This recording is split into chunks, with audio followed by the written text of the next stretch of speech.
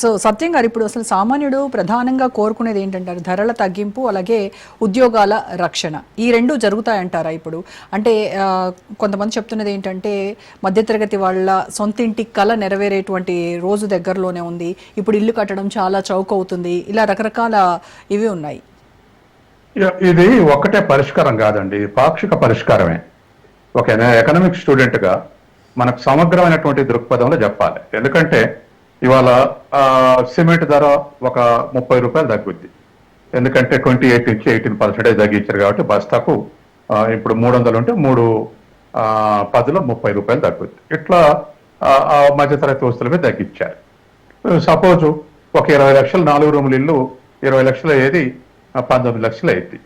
ఇక అందరూ పేద మధ్యతరగతి వాళ్ళందరూ 19 లక్షలు అయింది బిల్డింగ్లు కట్టలేస్తారా? కట్టలేరు. కాబట్టి ఇది పాక్షిక పరిష్కారమే. ఆదాయ సృష్టి లేకుండా కొనుగోలు శక్తి పెరగదు.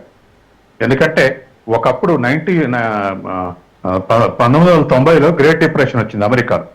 అప్పటి వరకు ఎకనామిక్స్ లో 200 ఏళ్లు supply creates its own demand అనే సూత్రం ఉండేది. సప్లై దానంతటదే డిమాండ్ సృష్టించుకుంటది అని. కానీ ఆర్థిక మహ్యం రాగానే అన్ని సిద్ధాంతాలు తలకిందులైనవి.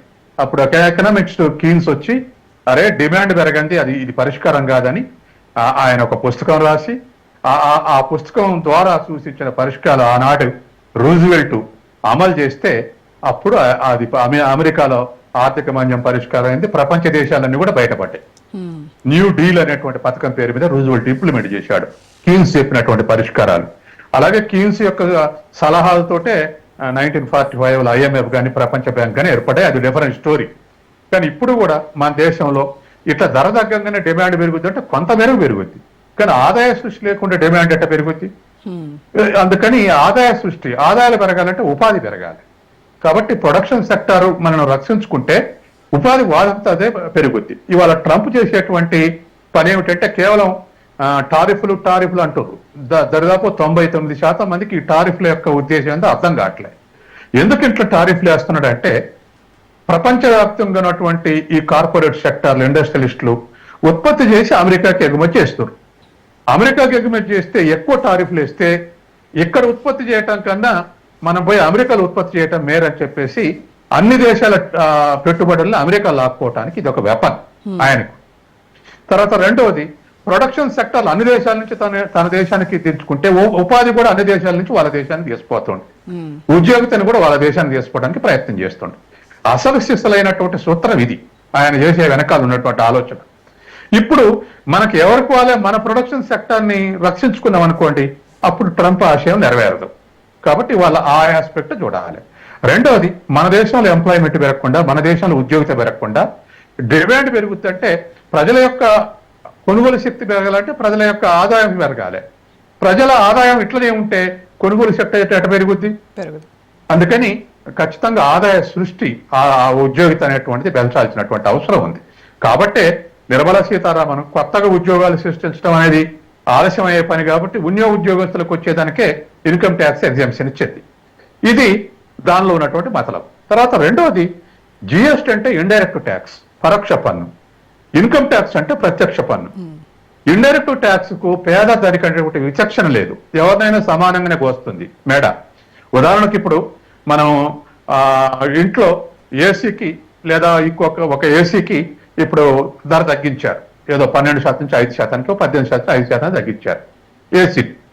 ఇవాళ ఏసీ తగ్గిస్తే ఈ తగ్గించింది మిడిల్ క్లాస్ వాడికి అదే లాభం, కోటీశ్వరుడికి కూడా అదే లాభం. మిడిల్ క్లాస్ వాడు వీడి పేదోడు అని చెప్పేసి వీడికి తక్కువగా చూడదు. ఆ ఏసీకి టోటల్ 30,000 అయితే పేదోడు 30,000 పెట్టాలి, మధ్యతరగతి 30,000 పెట్టాలి, శతకోటీశ్వరుడు కూడా వాడికి 30,000 వస్తుంది. The incidence of tax is more on poor people and middle class people. పరోక్ష పన్నుకున్నటువంటి లక్షణం అది. కాబట్టి జిఎస్టీ ఇలా స్లాబులు తగ్గించగానే భారం తక్కువ కాదు. కొనటాడు ఎక్కువ వస్తువులు కొంటాడు, కానీ భారం తగ్గాలంటే అంటే నీకు ఇంకా వ్యూవర్స్ వచ్చే అర్థం చెప్తా. నేను ఒక 100 రూపాయలు కొన్నా, దాని మీద ట్యాక్స్ 10 రూపాయలు కట్టా. ఒక 1000 రూపాయలు ఉన్నవాడు వస్తువు కొన్నాడు, కొంటే ఇదే 100 రూపాయల వస్తువు కొన్నాడు, వాడు కూడా 10 రూపాయలు చెల్లించుండు. నేను చెల్లించిన 10 రూపాయలు నా 100 రూపాయల మీద భారం, వాడు చెల్లించిన 10 రూపాయలు 1000 రూపాయల మీద భారం. రూపాయల మీద ఇన్సిడెన్స్ అంటే 1% ఉంటుంది, 100 రూపాయల మీద ఇన్సిడెన్స్ అంటే 10% ఉంటుంది. అంటే పేదోడి మీద 10% భారం ఉంటే ధనికుడి మీద 1% భారం ఉంటుంది. ఇది జిఎస్టీ యొక్క లక్షణం, ఇండైరెక్ట్ ట్యాక్స్ యొక్క లక్షణం. కాబట్టి ఇవాళ ఉన్నటువంటి పరిస్థితుల్లో ఇది ఇద్దరి మధ్య విచక్షణ చూపెడుతుందంటే కేవలం ఈ పర్సంటేజ్ ఆఫ్ ట్యాక్స్ జిఎస్టీ 28 నుంచి 18 నుంచి ఇప్పుడు 5కు ఇట్లా 18 ఉంచడం, ఇటువంటి కన్సెషన్స్ ద్వారా కొద్ది మేరకు అంటే ఆ 45,000 కోట్ల మేరకు లాభపడాల్సిందే తప్ప మిగతాది డిమాండ్ పెరగాలంటే ఖచ్చితంగా ఆదాయాల స్థాయి పెరగాలి. ఈ దేశంలో ఆదాయాల స్థాయి పెరగాలంటే ఉపాధి పెరగాలి. ఉపాధి అంటే ఉపాధి కూడా పెరగాలి. కాబట్టి వాళ్ళు ఉన్నటువంటి దాన్ని అచీవ్ కావటానికి మన ప్రయత్నంలో ఇది ఒక భాగం మాత్రమే. అందుకని ఇది ఒక పాక్షికంగా ఒక బెనిఫిట్ మాత్రమే, నాట్ ఏ హోల్ బెనిఫిట్.